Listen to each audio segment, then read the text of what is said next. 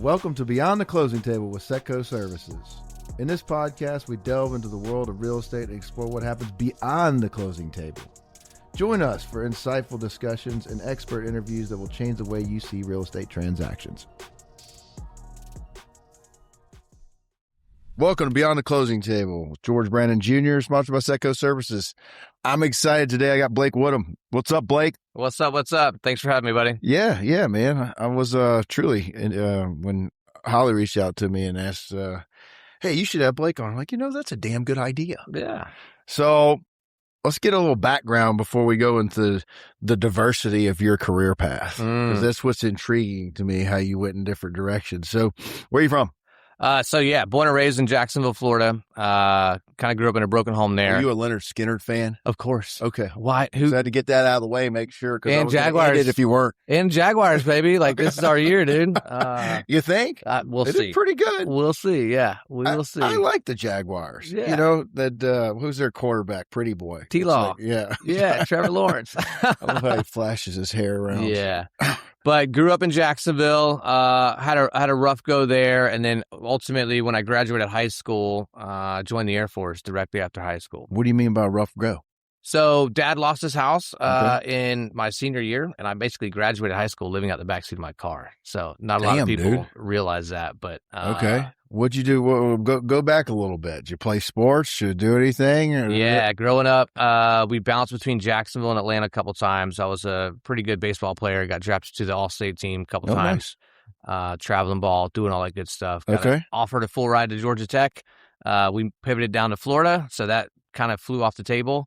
And then through high school, just working my way through there, working at night during throwing pizzas, washing dishes, whatever I could do. And then my dad, he kind of went a different direction, lost the house. And I basically said, hey, I don't have anywhere to live. So I lived out the backseat of my car for about 6 months or so. And then one of my friend's moms got word of what was happening and that I was living off a food stamp card and Little Debbie's in the back of my car.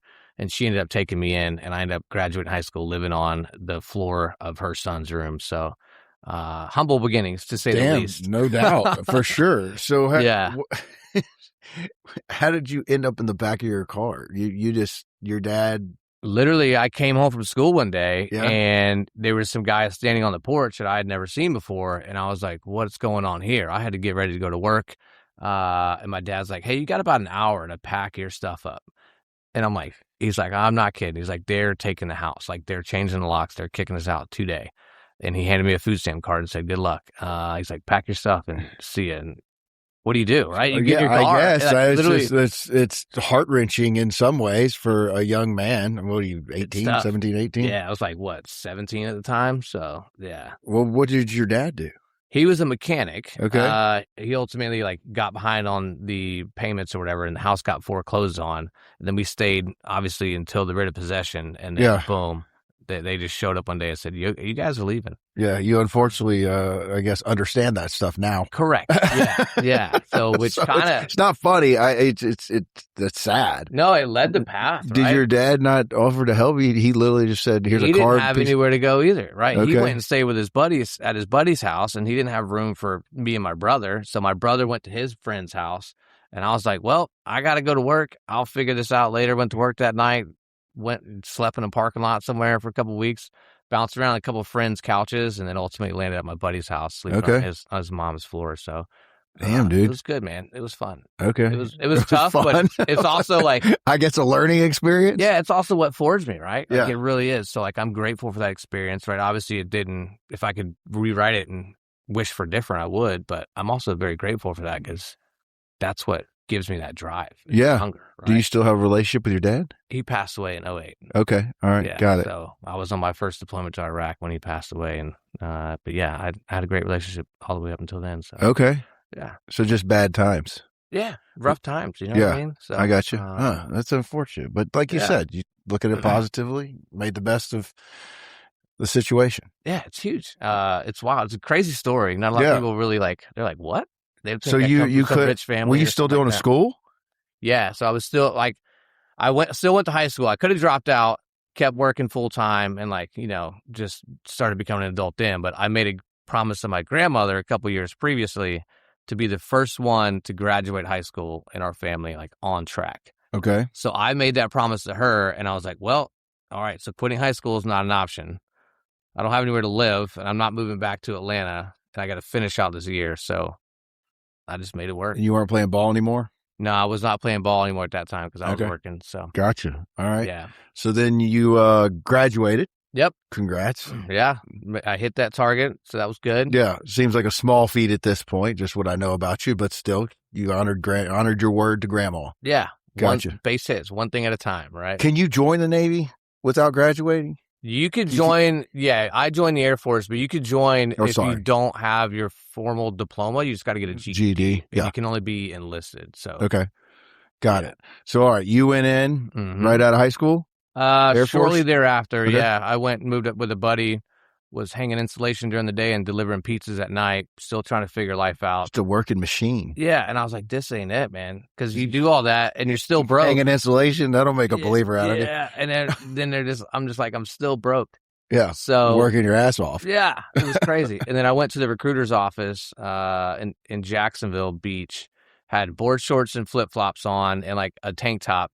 I went in there. I was like, hey, man, I'm ready to go. And he's like, what are you talking about? I'm like, I'm ready. This is on like probably a Monday or Tuesday. Have you been in there before? Never even talked to him. Walked in the door and said, I'm ready to sign up. Where are the papers? He's like, hey, I need your high school diploma, your birth certificate, and your social security card. I said, all right, 1 second. I walked out to my car that still had all my stuff in it.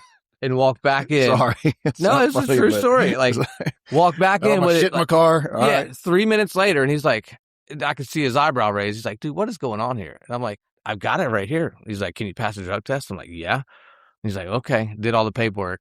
What year is this? This was 2005. Okay. Yeah. And then I was hanging insulation later that week, and he called me on like a Thursday.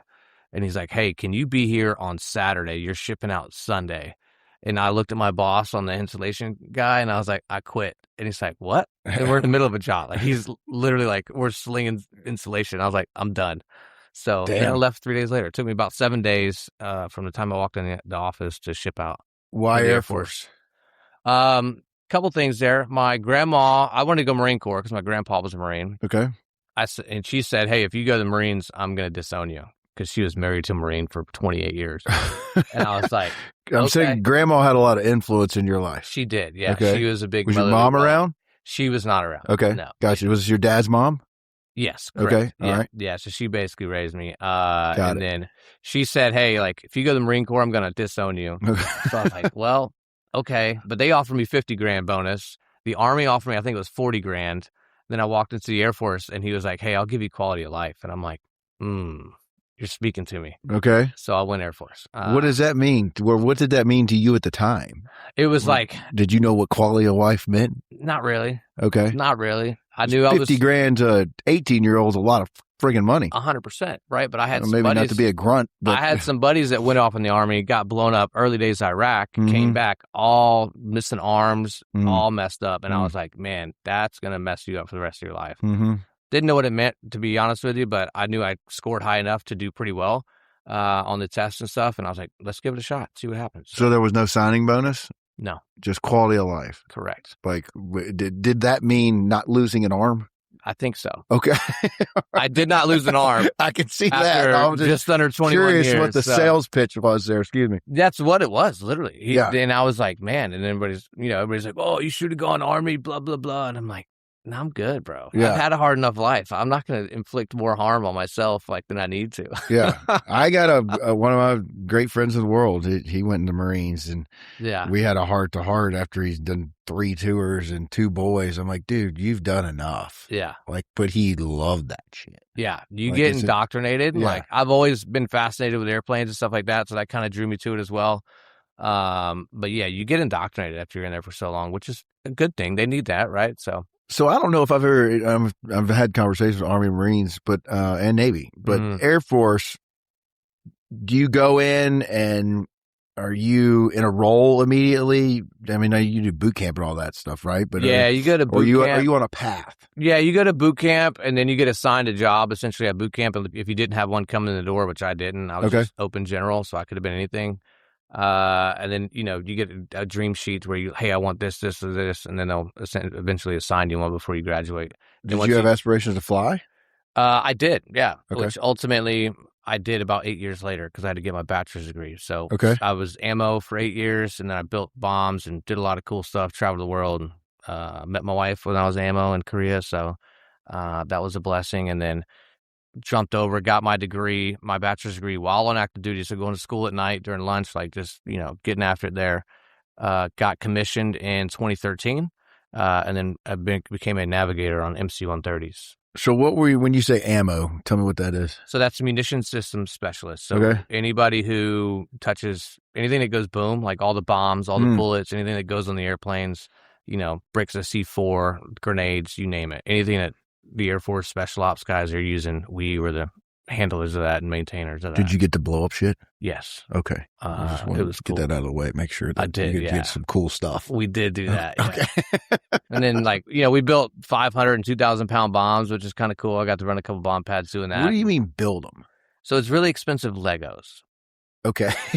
Right? Okay. That's how I explain it to my brother. I was literally listening to something on the way out here about, the cost of all the bombs and we're running out of, our stockpiles or whatever because all the shenanigans going on around the world. Yep. But you build, is this a bomb on, an F-15 or and you have to put it together? Correct. Okay. Yeah. So there's different, you can order, think of it Sorry, I'm naive to it. No, think of it as like a menu. It came out of vacation. They stuck it on the airplane. No, you gotta tweak it out. You can put different fins on it, different fuses, do all the settings, make sure it all function checks good. Okay. Then it gets loaded on the jet and so you're building them up for different types of missions, man. Correct. Yep. Okay. We'll get a frag drop and then they'll say, hey, this is what we need. We need, think of McDonald's, right? Or Chick-fil-A. Hey, I need 4 number 2s, right? Okay, got it. Give me the high explosive one. Yeah. Okay, fair enough. So that's literally what it is, right? Okay. Hey, you want a side of fries? Cool. Here's your missiles. Here you go. That's what we did. So that was super cool. Well, I like how you put things. Yeah. Okay. Yeah. All right. So then you got your degree, and then did what? Got commissioned as an officer. So went to OTS, officer training school.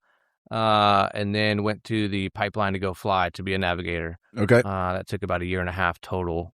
And then, came back to Herbert Field here on the Emerald Coast. And you're on a C-130? Correct. Okay. Yep. Cool. So the navigator, the old one at Talent 2, that was it was a navigator show. That was my job. So it was a lot. Is this what is it? The Spooky? No, that's the gunship. Okay. That's the one that that's a flying tank. Yeah. We are on the infill exfil platform, so we're the ones who get the people to where they need to go. Got it. We can land on dirt strips. You can do parachute infiltrations, all that good stuff. So does a lot. Nice. A lot of cool. So your transport, all kinds of pretty diverse. We are Uber for the Navy SEALs, is what I like to call it. So the cool guys need to get to the cool places. Is there an app? I'm just kidding. Yeah. Well, the cool guys need to get to cool places. We're the ones who they call and we get them there. Gotcha. So, it's pretty cool. So you flew with the Special Forces guys? Yeah. Okay. Got it. Yep. I had a buddy that did that. I'll ask you offline if you know. Yeah. So, all right. How long were you there? I've been doing that for 13 years. Okay. So you're still in today? Technically, yes. I had my retirement ceremony about a month ago. Oh, congratulations. Yeah, thank you. So technically I'm still on the books, for a couple more months until I'm burning up all my leave. But then I'm a civilian. I'm a free man. So okay. We hope. So just because I know your path, at what point did you start? You were here, right? Correct. You were local, if you will, dabbling into real estate. So, the real estate journey kind of started, right? I'd share with you that we had a foreclosure in our family, and that kind of, I think, ingrained something in me. I just didn't know it. After I got my commission, I was in my training pipeline in New Mexico, and I was just thinking really loud and hard, and hey, what's the actual path to wealth? Hey, how do I get this? Is it working a part-time job? Is it dabbling in stocks? How do we actually do this? How do I navigate this? And I made it a mission, really get smart on that. Started reading all the biographies, all that good stuff, and they all kept pointing to real estate. And I was like, okay, there's a sign. I'm going to get my real estate license. So I signed up for the real estate license while I was in New Mexico, got it while I was, finished it while I was down here. And then it was off to the races after that. Bought my first house in Pensacola, training pipeline, and then I sold it about a year later, made $40,000. And I was like, this is it. I was like, this is it. I've never seen this is your primary residence, though? Yeah. Okay. Yeah. Not just an investment. Yeah. Okay. Yeah. That was my primary. I had some buddies in there that were roommates and like, paying me rent and stuff. And I was like, I'm living for free and I'm about to make money. Like this is it. This is something. You got the bug. Yeah. My wife actually found the text message from like, I don't know, it was like 2012 or 2013 where I was like, hey, I'm going to do real estate and I'm going to buy a bunch of these things and keep them as rentals and have people pay me. We're going to live off the cash flow. She still has it. And then she was. So when did you get married? We got married in 2012. Okay. So y'all met in Korea? Correct. Yeah, when I was stationed over there. Yep. Nice. Yep. Was she American then, or she? Oh no, she's fully Korean. Okay. And she was working on the base as a translator, so she's got a degree in English. Ah, okay. So she was translating for all the guys. Very well. Yeah, all the guys that get in trouble in Korea and they got to go to Korean court system. She was the translator. Is that a thing? Yeah. Oh yeah. 100%. Because you get in trouble off base, you're going to Korean courts and you don't know what they're saying. And she was there just like translating for you the whole time. Well, explain that. Not the translate part. I got that. Mm-hmm. I thought if you got like a trouble on base. On base, you're good. Off base, you're cooked. Got it. Okay. You are going to Korean court system. They do like hard labor camps even in South Korea stuff too, don't they? I don't know. Never went.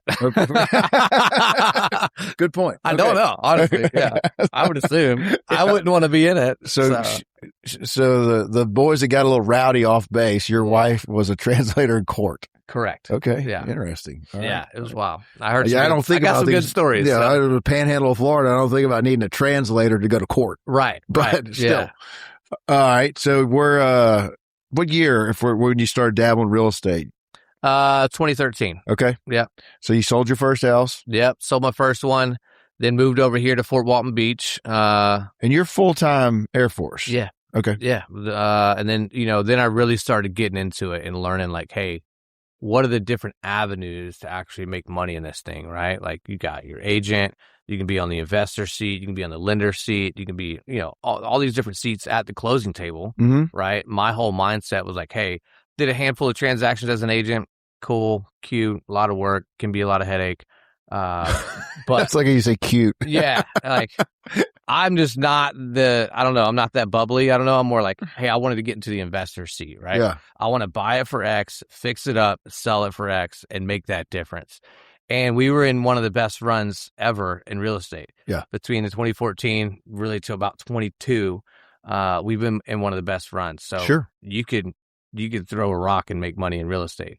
Well, and where you were, just because I know most of the background on the real estate side, you were in for what I call the house flippers. Correct. Yeah. A good area because it had become run down. Correct.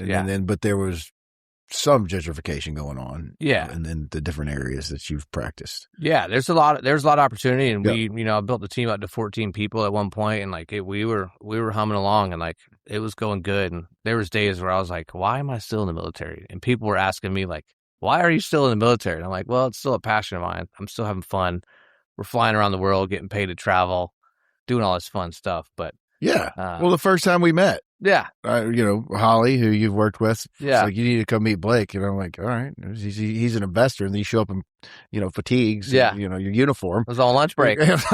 Literally. He's an investor. Okay, cool. Nice to meet you, Blake. Yeah. Yeah. So when did you get into the kind of, the investor market? I always call it house flipping. Don't no, discount that's fine. that. Yeah, that's 100% what it is. And like I did that almost immediately, right? Okay. So into 2014, I did a handful of transactions as an agent, and I immediately knew like, hey, I've got to figure out a way to buy these things myself, fix them up, resell them, or work with other partners to get that done. So I figured that out pretty quickly. And a lot of things in real estate is like, there's so many different ways to make $1 million, right? Like you just walk around and like you can make $1 million podcasting. If you want to do that, like I recommend people just lean into that one thing. I think of a horse with blinders on and I'm like, hey, go heads down for 5 years on one thing and like get really freaking good at it. And if you get really good at it, then you can open up another avenue. But right now, just focus on this. And that's exactly what I did. So finding off-market deals. Just to be clear, I'm not making $1 million off this podcast. Not yet. But if you did podcasting full time, you could. It's kind of, I just like it. It's fun. Yeah, but yeah, I don't have that luxury. Yeah, I mean, I would do it in a heartbeat because I enjoy it. Consistency, man. Consistency. You'll be Joe Rogan. You'll be Joe Rogan soon. No aspiration. I do like. I was listening to one of his where he's the Parks thing where he has the comedians on and they drink. Mm-hmm. I do want to get my buddies on here and like that would do rate wine and then just talk shit. Yeah. Or do like a whiskey tasting. I'm in. Hit me up. Okay, dude. I'm in. You got it. Deal. But yeah, so started buying and flipping houses through 2014, kind of kept leaning into that, building that up, and continued that really until about 2024. So for those out there that may not be as familiar, the flipping part, you go find maybe a dilapidated property and then do what? So there's multiple different exit points of that. Yeah. So we can go direct to seller. People usually, we got really good at internet marketing. They would come to our website and they would literally just, hey, we want to sell this house. Were those like the signs I say that say we buy houses? Yep. Did a bunch of those as well. And they work like they make money, right? It's just advertising 101. Are the clients in trouble? A lot of them are. Okay. A lot of them don't know what to do, right? Because if let's say you got a $200,000 house that needs $80,000 worth of work and you don't have the money. Mm-hmm. You put it on the market, no one's going to buy it because it needs a new roof, it needs HVAC, it ain't going to qualify for financing. And they're not necessarily upside down, but Correct. Just don't have the cash or the wherewithal to fix it up. Yeah, okay. It's a service in the market, right? So how I kind of compared is like, have you ever traded in a car? Oh, yeah. Right. So did you go to the dealership and just trade it in? Depends, but yeah, I mean, I have before. Yeah. Yeah. So you're not going to get the highest value for that thing, right? It's a convenience factor. Sure. Right. So that's what I always compared it with is like, hey, people have this thing, they need to get rid of it. They've got to solve X, Y, and Z problem. We serve that part of the market, which is a very narrow piece of the market, but nonetheless, it was still a need in the market. So, so we help people were coming to you. Mm-hmm. Did y'all go solicit? We did a lot of advertising. Yeah, we do. Okay. We do quite a bit of advertising because they're not going to come to you if they don't know about you. Yeah. So I need whatever $100,000 worth of work. I can't afford it. I see your sign. Yep. I pick up the phone, call the office, and y'all. We'll pick it up. Where's it go from there? Yeah, we'll talk to you. Then we'll usually come out. We'll schedule an appointment. Come out and see the property, do an actual assessment, and say, hey, like this thing needs either $15,000 worth of work or $150,000 worth of work. We've seen them both. And then we'll make an offer that works for all parties. So we won't I'm not forcing anybody to sell their house. If you want to, this is what we can pay you for it, and we can close in 7 days and execute. It works for some people. A lot of people it doesn't. And then we'd offer them another path too, to where, hey, I'll list the property and help you get highest and best value, but you got to do A, B, C, and D. If they've got the resources to do that, we'll happily help them navigate that process. If not, we'll help take it off their hands. And solve the problem because, many times, death, divorce, and disease are the big three. And, if someone passes away and the son or daughter's living up in Tennessee and they've got their family up there and, mom passed and her house is down here and it needs $70,000 worth of work, a lot of times they don't want to deal with it. Yeah. They literally will come down here, get the memorable items out of here and be like, here you go, here's the keys. Yeah. So we've bought dozens and dozens of houses on that exact scenario. When you started, were you financing? Yes. Okay. Yeah. So we're using hard money loans to assist with that, along with other private money guys as well. So learning that money piece of it is huge. What back then? Just curious, what interest rate were you paying?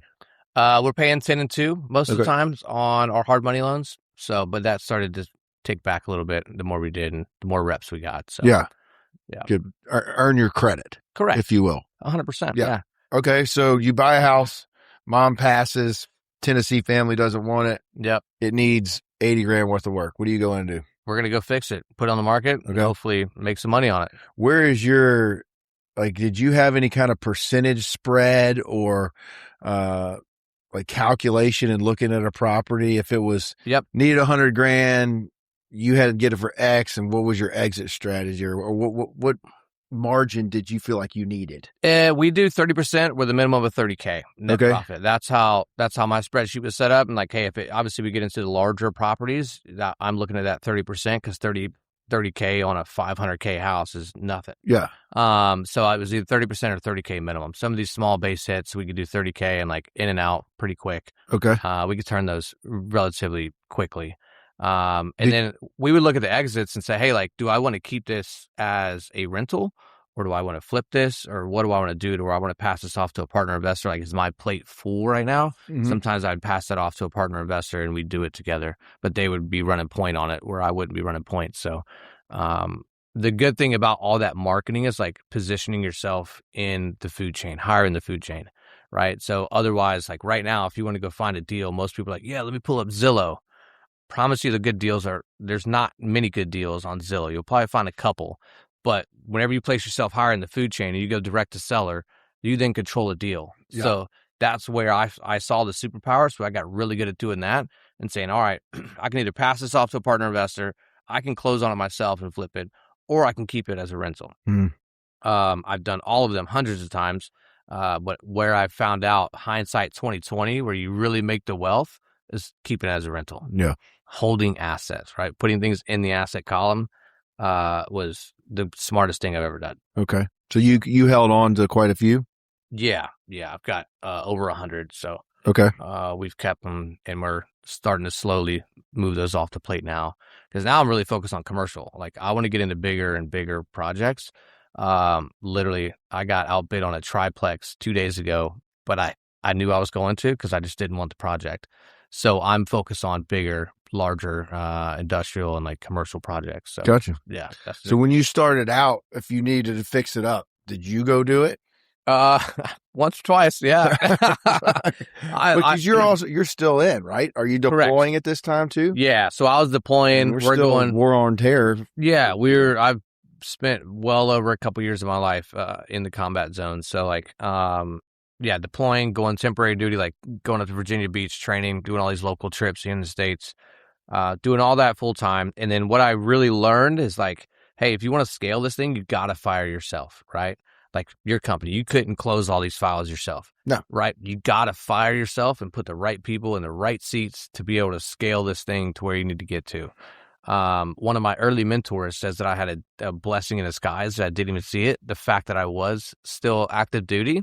He's like, Blake, you have to build around it. You literally have, because you're not there. Right. You have a time commitment that you cannot give up, point blank, period. So that's a blessing. You just don't see it. And I really took that and ran with it and started like, I would carve the process out, fire myself, put somebody in that seat, and boom, we kept going. So, okay. Yeah. So you got to the point where you had contractors and stuff fixing properties up? We had basically full-time crews working on different houses, going from project to project. So nice. Yep. So you ended up with, you still have like 100 properties? Over, yeah. Yeah. Yeah. All rental? Yep. Do you manage them? No. I did. Yeah. Again, fire yourself, right? Yeah. Like I took on my first fourplex to manage it. Not kidding you. I was on a boat at Crab Island on July 4th weekend.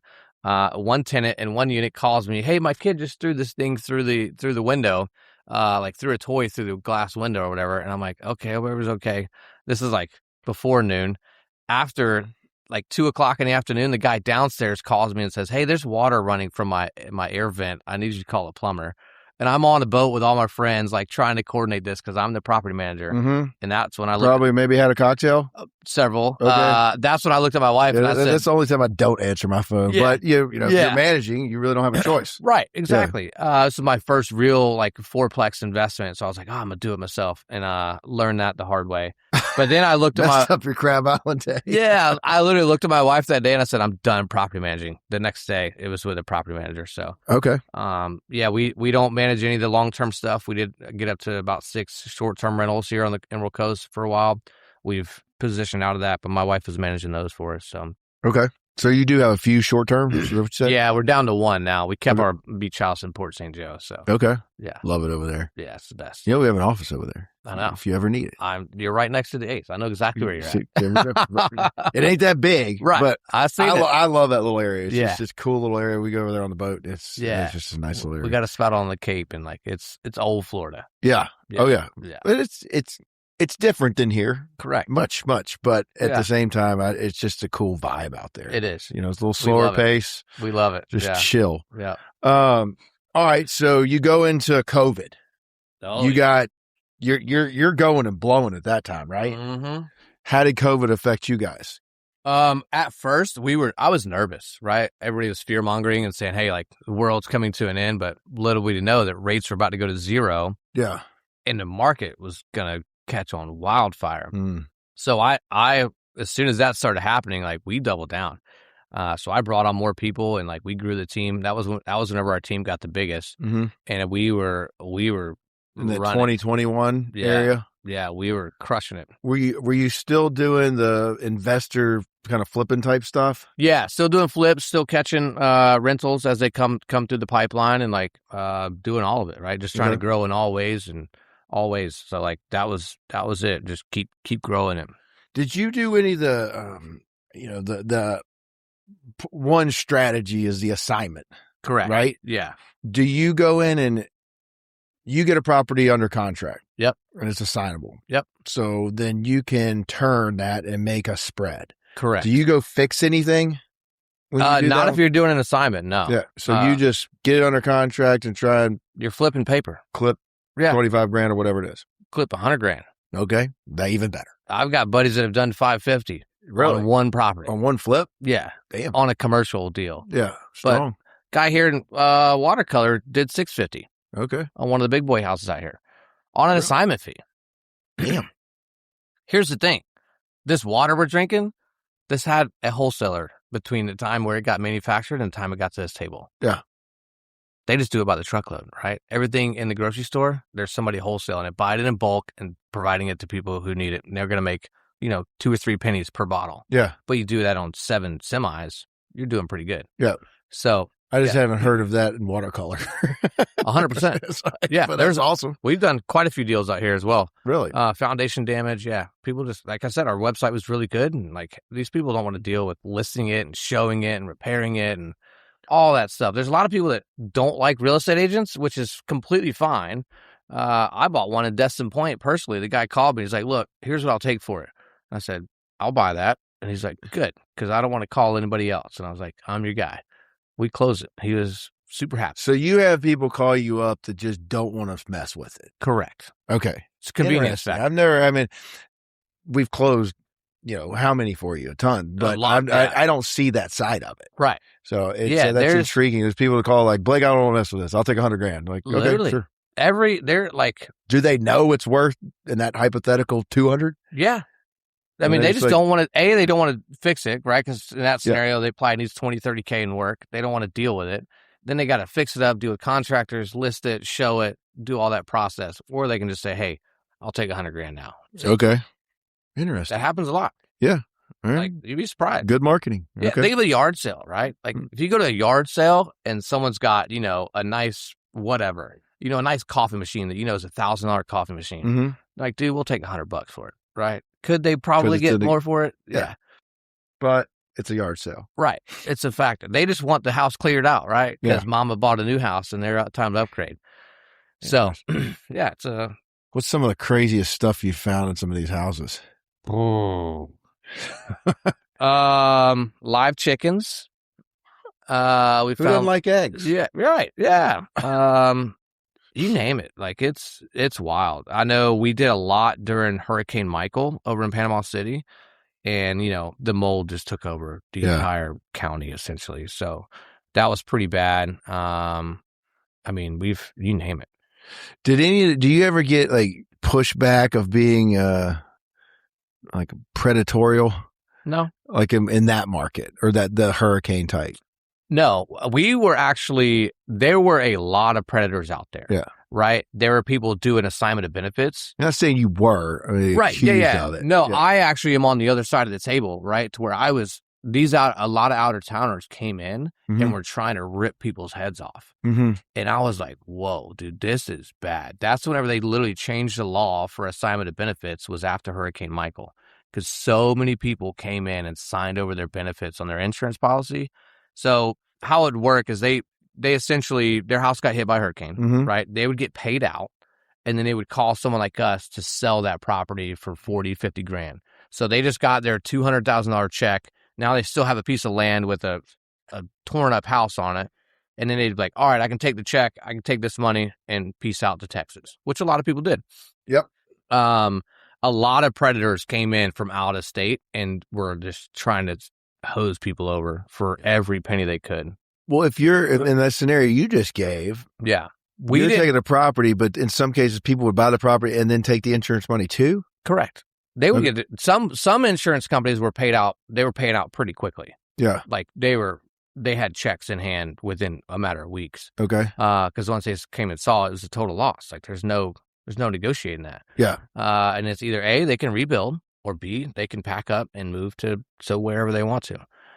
So a lot of people opted for option B there, and they moved out of town. So, well, where does the assignment of benefits? That's where I'm not tracking. Where would that come in? So that would be on the claim if they had not received their money yet. Oh, this is people that haven't received any money. Correct. Yeah, because there's probably still insurance claims going on to this day out there. I would assume. Mm-hmm. But a lot of people who hadn't gotten their claim yet or paid out, or like they try to lowball them, which most insurance companies do, they could then assign their benefits over to these guys out of mostly South Florida. A lot of guys came down from Georgia, and then they would just be like, "Hey, we'll give you $10,000 now," or like there was a lot of different ways they could skin that, because they could say, "Hey, a $100,000 claim, they can beef it up to $450,000 and just fight it for years, and eventually they would get paid out."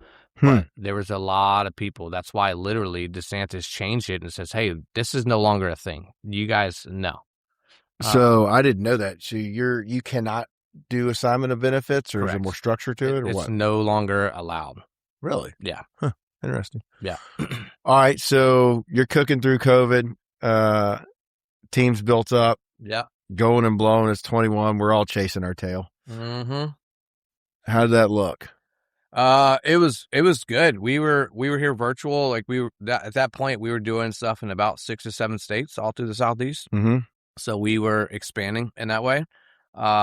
Still here local as well, like doing a bunch of stuff, Pensacola, Panama City, even out Mobile, Jacksonville, Orlando, all that stuff. I then got orders to move to England I think I remember this. In 2021. Yeah. So COVID hit. We all go home for 6 months, right? I was flying once a week. That was an awesome time of life because it was just fun. Yeah. And then I get orders to go to England later that year at the end of 2021. So from 21 to basically November of 24, we were living in London, just outside of London. So how was that? The coolest thing I've ever done. Really? Yeah. We got to travel. We were traveling every weekend. We didn't have no kids, no pets. So it was just the wife and I just bouncing around Europe on the weekends. What were you doing over there? Flying. Work-wise? Yeah, flying C-130s. Okay. Yep. So I'd go to Sweden on a work trip. Then I'd come back home a week later, and then we'd go to Italy on a personal trip. And like we hit a lot of countries over there. That's awesome. That was super fun. What do you think about London? I love London. I consider London mentally is a completely different country than the rest of England. Yeah. Because it's a different bubble.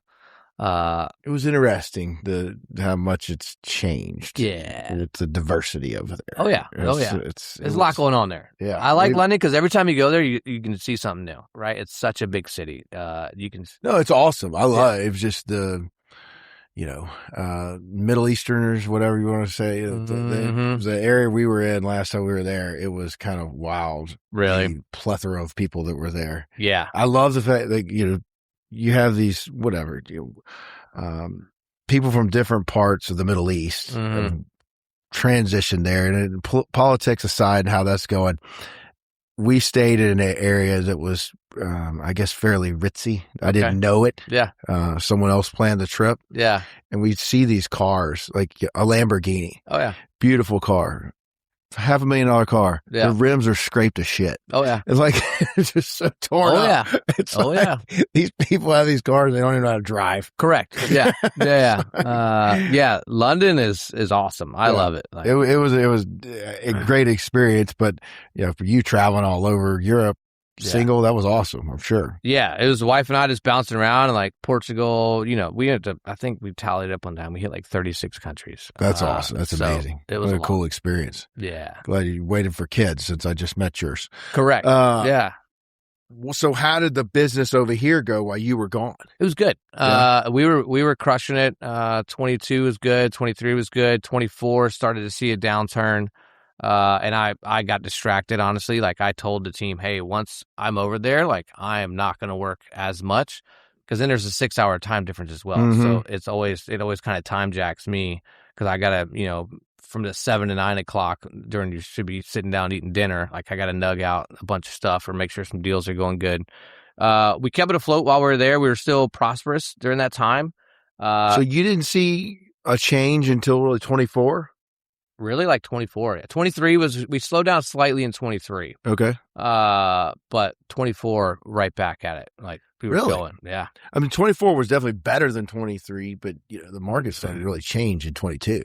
Yeah. Mid-year 22. So good for you guys. Yeah. We were still crushing it. I've always paid to go to a mastermind to, like, learn from other guys that are 3 steps ahead of me. Mm-hmm. So I think investing in your business and yourself and your personal development and your professional development is something I've always done.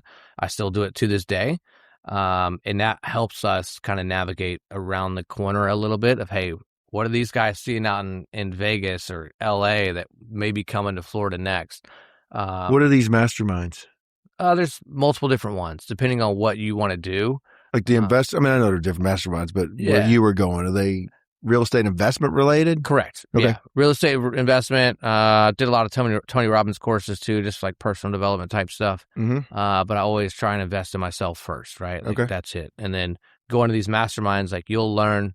You're sitting around a table with 14 dudes that are doing the same thing, that are hopefully doing way more than you are. Because if you become the big fish in that room, like, you're in the wrong room, right? I always want to make sure that I'm in the smaller section of that, like the lower end, because I want to get to where those next guys are. And that's where I literally just pivoted to. Good take. Yeah, like these. I'm in a commercial mastermind now, and I was grabbing coffee. It was my first event with these guys. It's kind of a new room, and I don't really know anybody in there. I was grabbing coffee with a dude. He's like, yeah, dude, I just bought like a $10 million property. And I don't even remember what state it was in, but he's like, it appraised for $28 million the day after I closed on it. And I'm like, huh? Yeah. And I'm like, caught your attention. I'm like, that's FU money, dude. Yeah. And that's why then before that, I'll take it back a little bit. So I was still in England. We were still rocking and rolling. We had moved back here in November of 24. And then in March of 25, I basically decided to turn off the entire business, because we found out we were pregnant. We had a baby on the way. I had been flipping and wholesaling and running this rat race for 10 plus years. And I just felt the universe kind of pulling me in a different way. Right. And I was like, hey, I've got to make this pivot, or I'm never going to pivot. Right. Like, if you don't just do it. So that's exactly. You couldn't keep, you weren't comfortable having somebody else run it and keep it going? I could have, for sure. But guess what? The problems also come back to me at the end of the day. Yeah. Because you're responsible. I still got to stroke the checks. I got to make sure the contractors are still doing their job. At some point I was just like, you know what? This has been a fun ride. But let me go and do some bigger stuff. So you couldn't fire yourself from that one. You just wanted to. Yeah, I wanted to just put it on the shelf. Yeah. I was like, I've changed the target, right? Instead of that 30K or 30%, I'm now going $1 million plus, right? Yeah. Like, I'm not doing a deal unless I'm making over 7 figures on it. And it's ironic because, like, the universe, between like time we found out we were pregnant and time I started just making these mental shifts, the universe has just delivered, right? It's wild how it works. So awesome. I said, I'm thankful for it because it brought us Matt.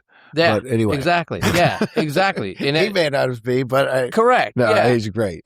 He's an absolute rock star. Yeah, but like, we shut down the company, and then I was like, hey, we found out we're pregnant, so that was cool. And then I was just like, all right. As soon as I decided to shut down the single family side, a multi 7-figure deal landed directly in my lap. Yeah. And I was like, this is wild how this is working out.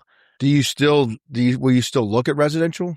I will. Yeah. I mean, I'm doing one in Panama City right now because it was a buddy's, his father passed away. And I said, yeah, I'll take it off your hands, dude. He didn't want to deal with it. So I will. That's just no longer my primary target. Yeah. So, gotcha. So how are you finding these potential commercial deals? How are you pursuing them? Same exact thing as I do in this residential. Direct to seller. Okay. I'm going to call you and say, hey, George, you want to sell this house or you want to sell this building? Okay. And you're like, well, no. And I'm like, well, I'm going to be in a 1031 soon. Would you consider an offer? Yeah, I've kind of been thinking about it. Because after you own something for about 7 to 10 years, it kind of starts itching. Depending on how you do your depreciation schedule, it may no longer serve the benefit that you once used it for. Now, that's the exact timeline for all these funds that have bought all those houses. Correct. In the teens and even into 21 is that 7-year mark where there's concern, and it's going to start happening sooner or later. They may start dumping all those on the market. Correct. And in the commercial world, when money was at that's zero, residential. But so like the 21 to 22 area, whenever everybody was getting, these loans at 3% on these apartment complexes, guess what? They all had 5 to 7 year balloons, and guess where we're at? Coming up. Yep. There's a tidal wave coming, literally. Interesting. I've had friends hand back 150 unit apartment complexes because that exact scenario. Good operators, they just didn't predict the rates to be at 7-8% on their refi, and it's negative cash flow on $100,000 a month. You can't float that. Yeah. So it's coming, right? I think there's going to be a lot of those things. We've been talking to a couple of local bankers, and they've got some troubled assets on their books that we're really exploring. What is your take on all these apartment complexes? Because it's interesting you bring that up. I mean, even you could drive down 98 in South Walton, right? And they've had 6 of them pop up. Yeah, they're not. I mean, insignificant. 350 units, 550 units. Yeah. I don't know how to fill all these damn things up or where the people are going to be. I mean, selfishly, I joke with my wife when we're bitching about traffic. Yeah. Like, honey, this is how we make money. So, right. These people buy properties. Yeah. So, but at the same time, I'm looking at all these apartments. I'm like, where are these people going to come from? And if that one fills up, those cars are all going to be on the road. Correct. It's going to be a you-know-what show down here. Yeah. Oh, yeah. But it's interesting. Those are more new. So you would presume if they had financing, I mean, maybe they started and got the loan in 22. Yeah. But those may be okay from a cash flow perspective, at least you hope. Yeah, depending on their vacancy rate, right? Yeah. Like if they're sitting at 50%, they're bleeding. Yeah. I can almost guarantee they're filling up. Yeah. It's kind of baffling to me. I don't know. I was wondering where these people are coming from. But what are your thoughts on some of those? Because there's been a ton just in our area. Well, it's got to be nationwide. Yeah, I mean, I think there's still a long-term shortage, to be honest with you. Really? Yeah, like if we look at it and say, hey, statistically, like, we're still short a whole bunch of housing units. They've published that multiple times. I think in Okaloosa County specifically, they're short on affordable housing units. So there are a lot of credits to build affordable housing complexes, essentially. So apartment complexes that are like below a certain threshold of the median income. I think like on the path of growth, the beach is not going anywhere, right? So if you drive 98 and there's still a piece of land, like think 10 years, 20 years in the future as to what this place is going to look like. It's going to keep growing. There's no stopping it.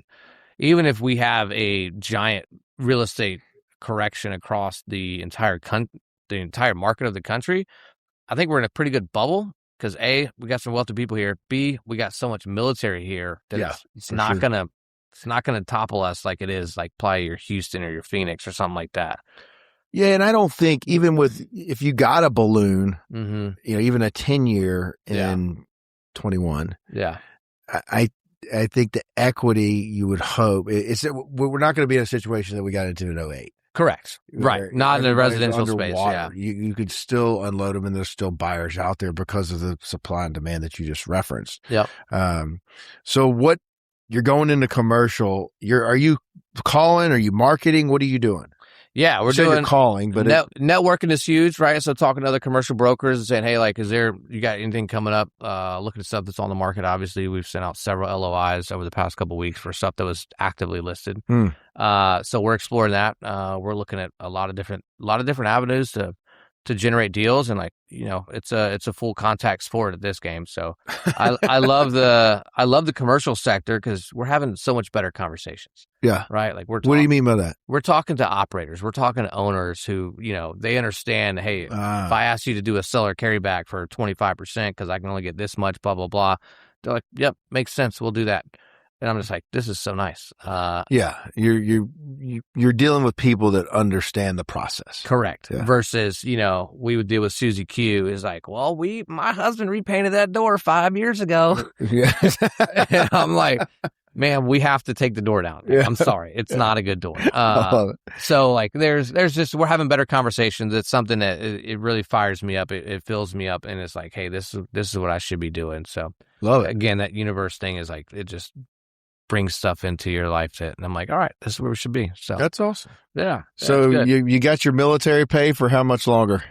End of July. Okay. So you did 20 years. I did almost 21. Yeah. Okay. Yeah. Oh, good for you. Yeah. Well, you always got to fall back on your pension. Correct. You know what I mean? That's ultimately why I did it. That and healthcare, right? Yeah. Like, hey, that'll be there forever. So that's fun. And then like, I don't ever have to work again. Like, so you're done military, you're out, other than just your paycheck which is always funny. Unless World War III, civilian. World War III kicks off, they could call me back today if they wanted to. So, even if you're totally done, is that possible? I mean, I'm still on the books till end of July. Okay, but they could definitely call me back today if they wanted to. Really? Sure. Yes. Okay. 100%. Well, let's hope that doesn't happen. I'm staying under the radar. I'm just quietly waiting until July. I'm just hanging out. Hanging out. So what is the future store for Blake? Larger deals, larger commercial deals. I've prioritized, kind of a family life harmony, I would say. I don't like the word balance, but like, hey, I don't want to work for anybody else. I can go work for myself and figure out like, hey, if I want to go out to Rosemary on a Tuesday afternoon and go grab lunch and tacos and margs on Cinco de Mayo. There you go. I can do that. Yes. Because guess what? I ain't got to go back to work and clock back in. So I've thought about that and just deliberately built my life over the past 10 to 12 years to be able to do that. And now we're finally starting to realize it. Getting there. That's awesome. Yeah. And things that are dragging me down, I just cut them out. And I'm like, nope. So you going to miss flying? I'm going to continue flying. Okay. So I'll go get my ATP and maybe get a small little plane here so I can just go bounce around and look at deals. You'll buy a Cirrus or something? Yeah, maybe. The old Cherokee 6, little Cirrus. There's all kind of stuff out there. Oh, so, yeah. A little caravan. Yeah. So the commercial side is kind of driving everything for you now. It's my new target. Okay. Right. It's my new North Star. Have you done one? Yeah. Okay. I've done several of them. So I own a couple apartment complexes. I just bought a 40,000 square foot warehouse building in Fort Walton as well, which is my active project I'm working on right now. Okay. You still like the Panhandle markets? I do. Yeah. We're looking at deals in Gainesville. We got one in Gulfport as well that we're actively pursuing. Okay. So we're kind of spreading out a little bit more, but like ultimately a deal's a deal, right? So commercial can mean a lot of things. Do you have a specific wheelhouse? Like you said, warehouse, you have apartments. Like, is there something you prefer, or is it all about numbers? Yeah, it's all about numbers. Ultimately, that'll speak to the deal. We're looking at industrial, so we like the small bay industrial. We think there's a pretty high demand for that right now. It's plenty of it here. Correct. Yeah. So we're looking at small bay industrial, looking at retail. We like the retail centers as well, and then multifamily, because I think there's going to be a lot of those multifamily loans coming due, and like the short sales are coming in the multifamily world. We're already sifting them out. That's what my mentor is saying too. Like our next meeting in end of next week, I'm going out to Vegas for our next meeting out there. And he's already told me, he's like, we're going to have a short sale masterclass because I'm going to teach you how to do these with the banks, because they are coming in a pile of them. It's funny you say that. Like you guys, probably punted some during the downturn. Mm-hmm. You were early on. You weren't really in real estate yet, but right. I lived through the 2009, 2008, really started in 7 here. But yeah. I had someone ask me to do a short sale class just last month. Really? And I'm like, they're coming. Yeah. Well, we were kind of ancillary to the process, and not that I couldn't go do a class on it. Right. But it was intriguing to me. I'm like, really? And this was more on the residential side, but yeah,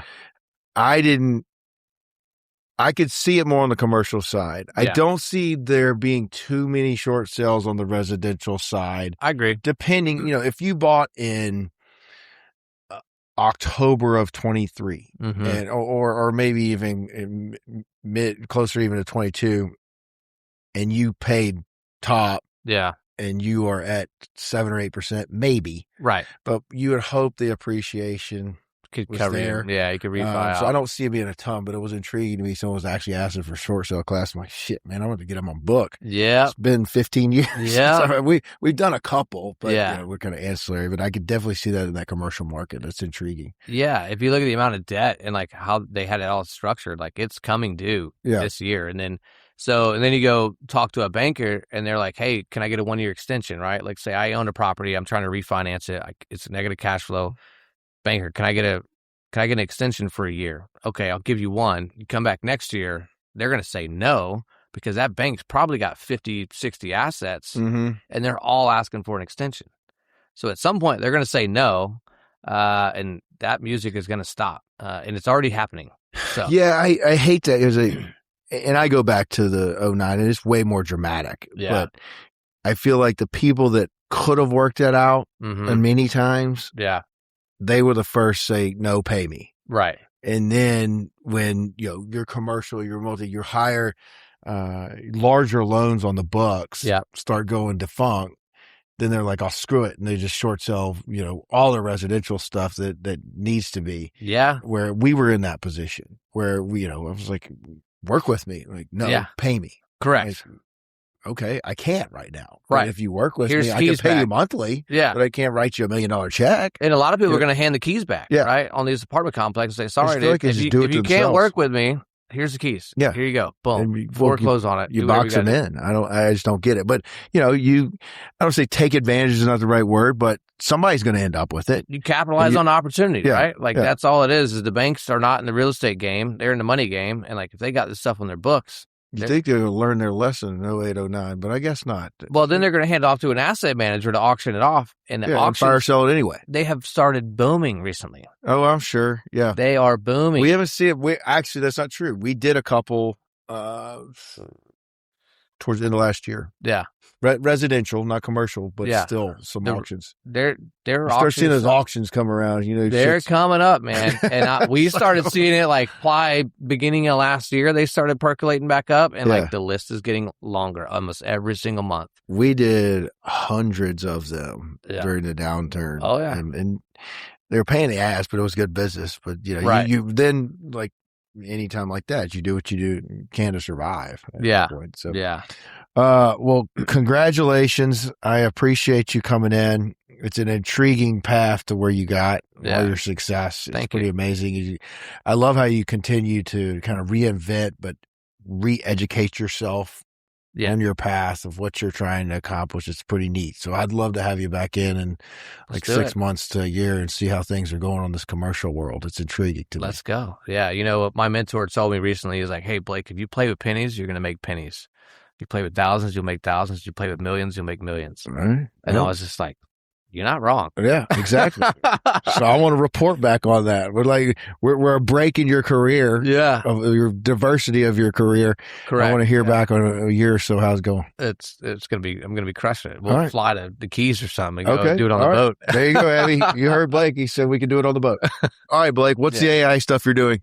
So the fascinating total transition from real estate. What's the AI stuff you're doing? Yeah, 100%. Like the AI stuff is fascinating, right? Okay. It really is. And where I think of this is like, hey, how do we take this and actually apply it to a small business, right? Like how do we bring utility to AI? If I ask you, hey, are you using AI? I assume most people are going to be like, yeah, I can use ChatGPT. I ask it. It's my new Google, right? And that's the extent of probably 97% of people whenever it comes to the level of AI. So one of the other masterminds I joined was for AI, and I'm like, hey, how do I actually apply this and bring it to a business? So we started, our first one was going to be voice AI agents. So basically a virtual receptionist. So, specifically for service companies that are getting a lot of calls, think HVAC, like installation guys, you name it, roofing companies. These guys are out on the job. They don't have time to be on their phone all day, or they got to pay a full-time employee to do that. I can put an AI voice agent in place that will run your CRM, schedule the follow-ups, book your appointments, and do everything for a really low cost. And it's super efficient. And then it gets in, it goes much deeper than that too. We can do database reactivation. We can do full drip campaigns, the full marketing side of it to really use AI versus just chatting with it, right? Like a chat assistant is something like that. But when you put this as the front seat of your business and they call your Google Voice or your Google business number, boom, that's who they're going to talk to first. And she's 99. She's always there. She's 24 hours a day, 7 days a week. She don't need health benefits. And like, it's a full-time employee for a couple $100 a month. So you made it a female. Correct. Yeah.